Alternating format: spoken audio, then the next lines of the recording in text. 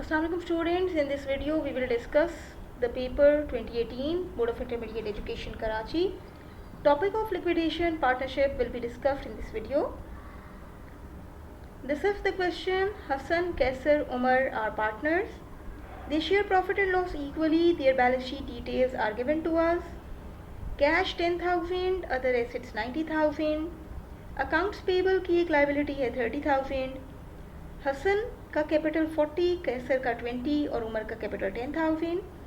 Assume that all partners are solvent and can contribute towards capital efficiency. If any, other assets were sold for rupees 54,000. 90,000 के assets थे जो liquidation के वक्त पे सिर्फ 54,000 के सेल आउट हुए. लॉस सफ़र किया इन पार्टनर्स ने. ये लॉस हमें लिक्विडेशन के वक्त तीनों पार्टनर्स के कैपिटल में ट्रांसफ़र करना पड़ेगा.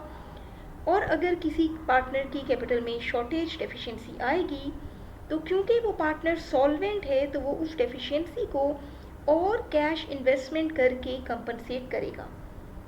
Liabilities are paid in full. Partners were paid the balance amount of their Capitals.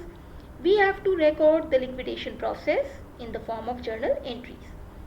तो as you know, first step is to record the sale of assets. Let's have a look on the entries.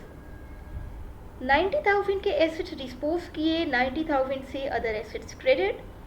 सिर्फ 54,000 cash हम recover कर पाए जो हमने receive किया cell of assets से. तो कैश रिसीव हुआ, इंक्रीज इन कैश डेबिट. इन दोनों का डिफरेंस जिसे हम रियलाइजेशन लॉस या loss on sale of assets करके रिकॉर्ड करेंगे.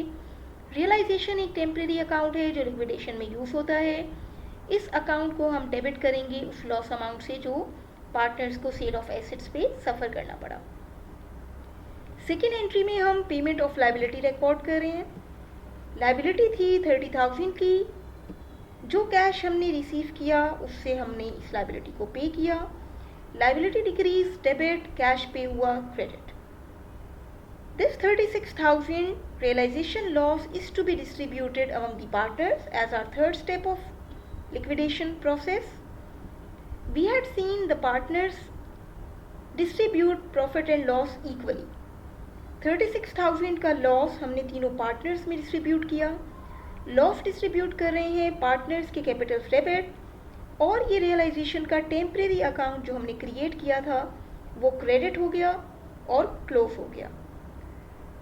पार्टनर्स ने 12,000 ईच लॉस रिसीव किया. अब हमें देखना पड़ेगा पार्टनर्स की कैपिटल की पोजीशंस क्या हैं. क्वेश्चन में रिक्वायरमेंट हो या ना हो, इस एंट्री से पहले आपको कैपिटल अकाउंट्स बनाने पड़ेंगे. कैपिटल उमर की पोजीशन देखते हैं. 10,000 ओपनिंग बैलेंस था. 12,000 का लॉस हमने इसे एंट्री नंबर 3 में दिया है. 2,000 की शॉर्टेज इसके कैपिटल में हो रही है.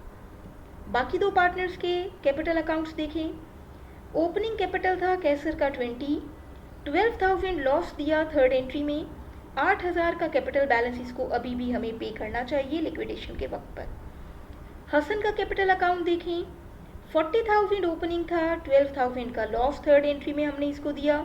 28,000 का बैलेंस अभी भी है जो हमें इसको पे बैक करना चाहिए. सिर्फ हमारा पार्टनर उमर है जो शॉर्टेज या डेफिशिएंसी को सफ़र कर रहा है. और जैसे कि क्वेश्चन में लिखा है कि सारे पार्टनर सॉल्वेंट हैं और कोई भी डेफिशिएंसी होगी तो वो और अपने रिसोर्सेज से फर्दर कैश इन्वेस्टमेंट से उसको कंपनसेट करेंगे. तो एंट्री नंबर 4 में हम उमर का और कैपिटल इन्वेस्ट करवाएंगे. कैसे इन्वेस्ट कराएंगे? कैश डेबिट और कैपिटल उमर क्रेडिट. यही है एंट्री जो हमने बनाई है. Entry number 4. जब हमने इसे लॉस दिया हमने देखा 2,000 का कैपिटल सफ़र हो रहा है. उसको हमने फर्दर कैश इन्वेस्टमेंट से cash debit capital Umar credit से इसके अकाउंट में कंपनसेट करवाया. Narration is additional cash brought by solvent partner. ये 2,000 और ले आने से अब हम कैश की पोजीशन देखते हैं. अवेलेबल कैश फर्म में कितना है. क्वेश्चन में कैश का ओपनिंग बैलेंस था हमारे पास 10,000. सेल ऑफ एसेट से हमारे पास आया एंट्री नंबर 1 में 54,000. टोटल हो गया 64,000. सेकेंड एंट्री में हमने अकाउंट पेबल की पेमेंट की. 30,000 चले गए. जो उमर के कैपिटल में शॉर्टेज थी वो 2000 और ले आया, तो कैश का अकाउंट थ्रू ताफिनौर से डेबिट हो गया। ये सारा कैश रिसीव करने के बाद और जो अकाउंट पेबल पे किए उसको माइनस करके हम देखें तो 36,000 अवेलेबल कैश हमारे पास है। इस पार्टनर की ऑफसेट अकाउंट हो चुका है, इसे ना अब हमने कोई अमाउंट पे करनी है, ना फर्दर कोई शॉर्टेज है। इसके 2000 लाने से इसका अकाउंट खुद क्लोज हो गया, अकाउंट सेटल हो गया। अब सिर्फ कैसर और हसन के कैपिटल में हमने देखा 8,000 इसके कैपिटल अकाउंट में बच रहे हैं 12,000 लॉस सफ़र करने के बाद, और 28,000 हसन के कैपिटल में बच रहे हैं। 8,000 और 28,000 इन दोनों को हमने पे करने हैं।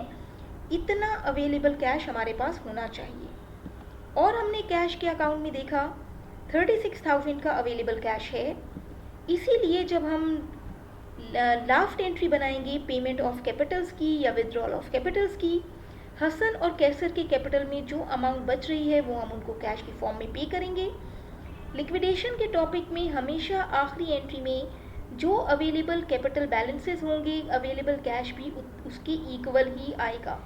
लास्ट एंट्री में कैश क्रेडिट और जो पार्टनर्स को पे ऑफ करनी है हमने अमाउंट, वो डेबिट होगी। This will happen in all the questions after we settle the case of solvent or insolvent partners deficiency. तो this is how the paper 2018 could be solved.